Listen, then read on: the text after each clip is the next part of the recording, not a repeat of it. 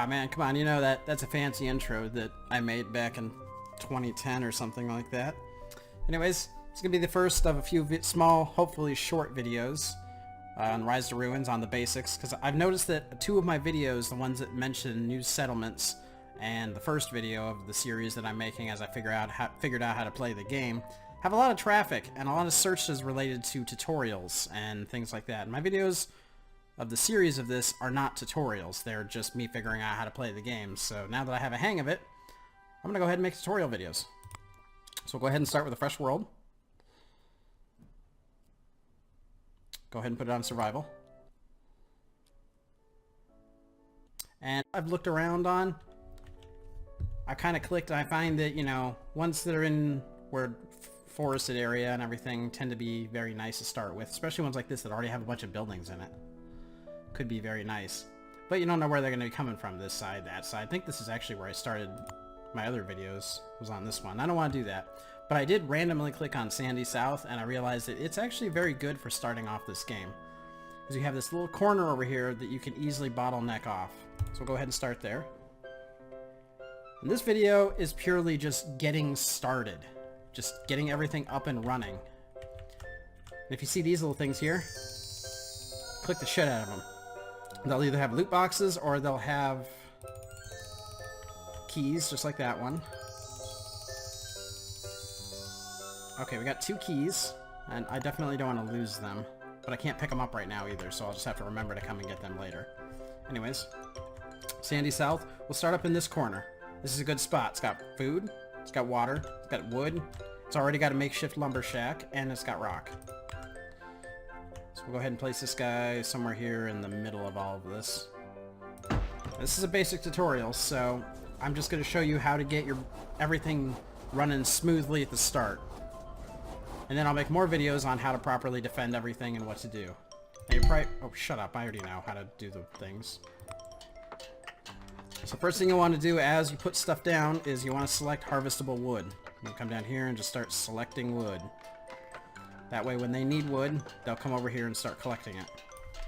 Hopefully we can reclaim this. Yes, good. I put it close enough. Alright, now they're done building this, so they need stuff to do. First thing we'll do is just highlight this, highlight this. Your first 2 priorities are getting food and water going. And food, water, and housing. And I usually start with water purifier. Drop that up here. We'll get a farm going up here.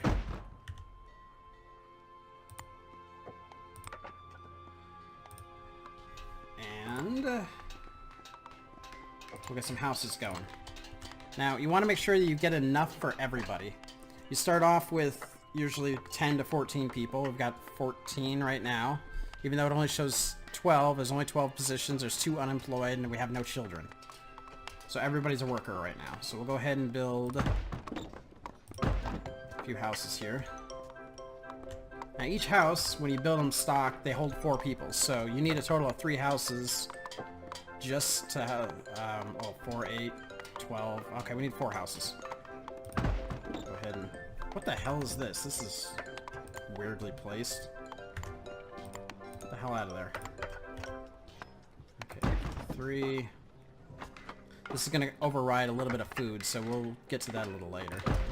4 houses. 4, 8, 12, 16. So we get a little bit of a surplus, which is good, because if you want migrants to come, you need to have the extra housing available, and you need to have a decent food and water supply. So those are our priorities right now, is to get these things up and running. These guys will go, we'll speed this up, so that way it doesn't seem like it's taking too long.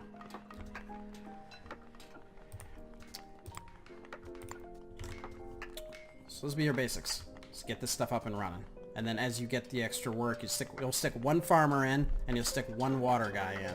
That's all you need early game. We'll let them continue doing their thing. Oh, hey, look, there's a little thing right there. Another key. Dude, I don't get this lucky usually. I end up finding like chest after chest after chest, and I don't find keys. The whole point in that is you can give yourself quite the advantage, if you're lucky enough like this, to find this stuff. So while they're building all that, you're going to click this thing repeatedly. Eventually it'll slowly make its way towards your camps. The idea is to try and get it in the building area. And you can find that by clicking on anything. So it's in the building area, which means that when I open it, they'll come and get stuff out of it. Where's that damn key? You pick the key up, and you just drop it in. And voila, we have a bunch of materials, which is bandages, healing potions, and water bottles, and some rations. That's not bad. I mean, it's stuff I wouldn't have otherwise. Sometimes you don't get lucky at all. You don't find that crap anywhere. Look around the map real quick while they continue doing that. Now we've got water masters available, so we'll throw one in there. Here's the corruption. This will eventually make its way up towards you, and you'll have to end up fighting them. But all the monsters at night will come from this direction, so they're going to come straight up and through here, which means in the next video, or the defense video that I'll be making, this is where I'll be focusing my defense area. I'll use these natural barriers to keep them busy. So once the farm is up, you throw one farmer in there, you come down here and select food and water. Select that. I actually should have said water first, since the water master is there. We'll just highlight a bunch of this just because we can. So we'll highlight that food. We'll highlight this food. And the farmers will come and start harvesting it, and then they'll start planting it in here to start growing it. And that... Excuse me, I burped a little. Okay, we'll go ahead and reclaim this building so we can start getting more lumber. And the next thing we want to do is get our mining facility up. And now we can't do that because we don't have enough slots. Now to get more slots, you upgrade your camp. It'll give you an additional 4. You can also come up here into civics and build these. And they will give you also an additional 4 slots. So eventually you'll start having to do this as well. But this early in the game, we don't need to worry about it. As for these things, whenever you have the opportunity, try and upgrade them. You upgrading them, it gives you a plus to your harvesting speed, which will help these guys and helps everything else. Now the housing, you can also upgrade these. You get 3 options. I would strongly recommend doing standard or high quality, even though you only get 1 plus person slot when you upgrade this, or +3 here. You can get 8 here, but they don't sleep as well, and they don't get any happiness bonuses, and you want your people to be happy and content. So if you can swing it and you're not worried about people problems, go with the high quality, or do some kind of a mix of it. Standard housing is always still good. You can upgrade them a couple times. But I think I'll do another little tutorial video there on how to upgrade everything. As for this, again, you know, this is all simple stuff. We've got this going. 1 farmer will be enough to keep everything busy. Priority to upgrade will be on here, but I'll do a separate video on what I think needs to be a priority on upgrading, besides, of course, your large camp. Now, if you want to help these people out, you can always click on this stuff and drag it in yourself, or you can change one of your spells here to this one, a labor golem. You can summon that guy in. He'll actually walk around and just collect materials. They die pretty quickly, but he'll basically walk around and collect a bunch of materials and drop them off at places, so it helps early game. They don't even have anywhere to put this stuff. But I think I'll make multiple tutorial videos on various little things and try and keep them short. This one's going to be a little on the longer side just because it's starting the game fresh. So now once this finishes, we'll be able to put in a mining facility once we have the building slots. So we'll make this highest priority. I can't go faster than 3 days. Oh, no workers. Now we can put some workers in here. Put 2 in there. Come over here, drop 2. Because we need our wood, so we're going to go ahead and start digging that up. Digging. Chopping. Essentially now, this is how you want to start off. Because now, I don't have any problems with housing or anything else. So you go in here and you upgrade these, you'll have more housing slots. And you'll want that. Because migrants will not come as frequently or as often if you don't have enough food, water, and housing. Otherwise, I mean, why would they want to go there? So, this is the start of it. Hit the next video if you want to see how to continue it. Damn, I'm sorry. You know what? This one's not done yet. Now that that's upgraded, we can go ahead and drop this boy in here.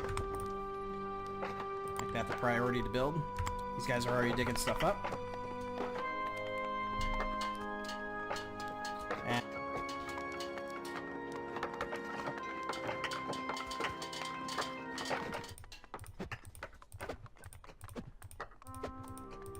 They're gonna get a little spooked and confused early in the game, but they'll get over it.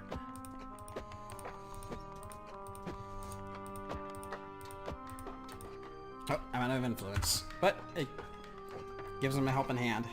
You can also pick these little things up here and drop them inside of the large camp, and it will basically hold on to them for you. It works as a storage. Since we don't have storage buildings yet, but I'll make a whole video on storage and shit too. This isn't a kid-friendly video, by the way. I tend to cuss a lot. So be it. Now, since they ran out of wood, they gotta come over here and collect the wood that's being stored here. Which this doesn't... The lumber shack on its own doesn't hold very much wood. So the surplus will either just end up floating around, or it'll go in here. Or it'll be picked up and used as it's needed.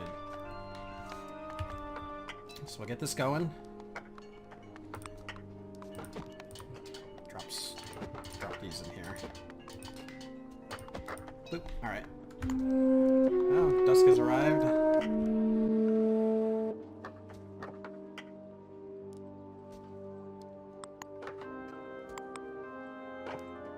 And I'll show you how to defend here on your first night. This, always leave these guys on, like, just unlimited.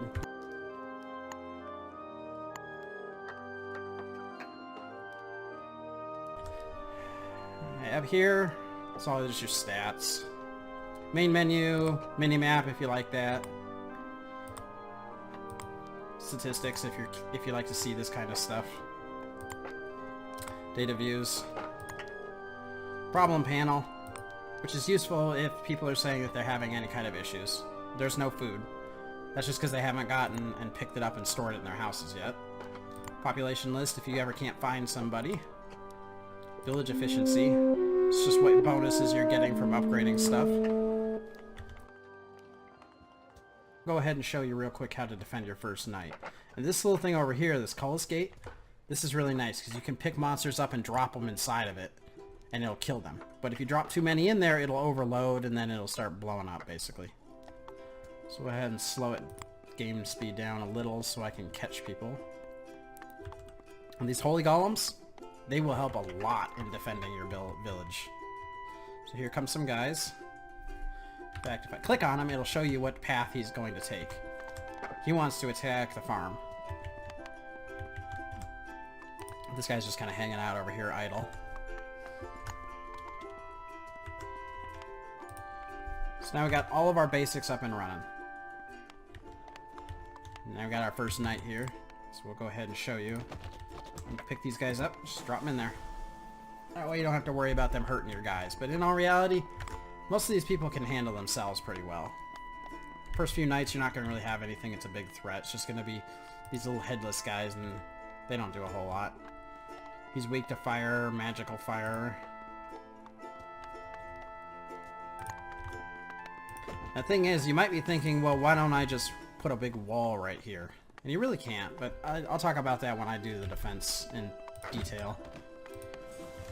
Okay, but now if we want to have a little bit of a fight going on, summon this guy in here, and you can change to some of these other offensive spells. Banish moves them randomly to parts of the map. Fire. These guys are weak to fire, so we can hit them with fire once we get enough influence back. Summoning these ghosts definitely uses up a lot of it. There we go. Catch his ass on fire.